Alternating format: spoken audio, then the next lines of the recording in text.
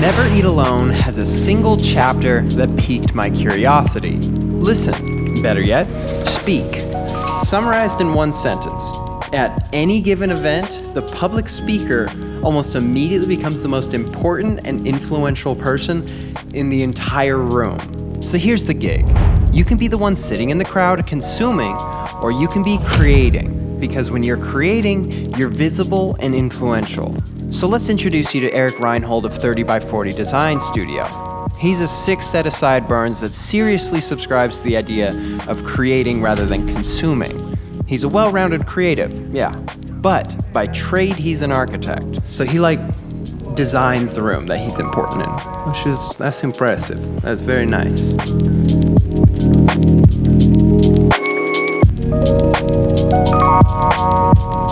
To most of us, this is our extent of knowledge and exposure to architects. Just out of curiosity, if a guy told you he was an architect, what would you think of that?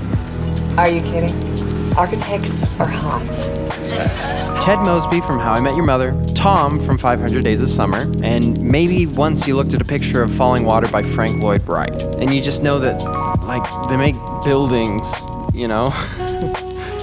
Can you explain to me in civilian terms what an architect is? So the profession, architecture, is design. What does the building aspect have to do with it? Because some buildings cannot be built without an architectural stamp. You have to have some credibility that says that your design is legitimate and that it'll function. Eric isn't just any architect. He's one of those people that is so passionate about what he does that his story starts with him as a child, using his lawnmower money to buy plan books and redesign the plans that he found inside. But after college, real life hit.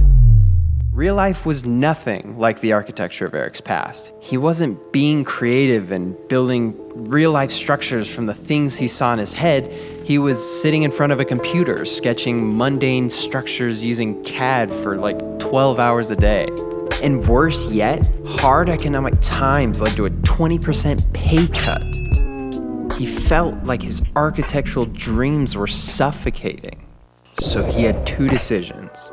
Submit to the crushing feelings of frustration, or go do exactly what he puts at the end of every single one of his YouTube videos.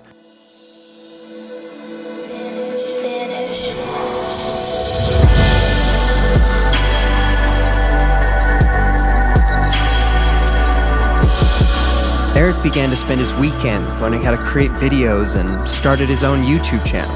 He created books, products, and one of the main characters in Eric's media universe, the 30x40 Design Studio. Eric had started down the path of entrepreneur with no shortage of stress and change, but he was slowly returning to the dream that he had as a kid and college student. As given in an interview for a Medium.com article, Eric's advice to his younger self is as follows: start making things sooner.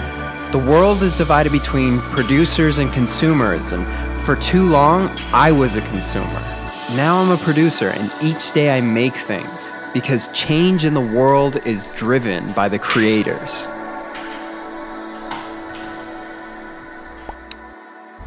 Until a few years ago, I had no idea what a profit and loss statement was. I'm not the product of a wealthy family.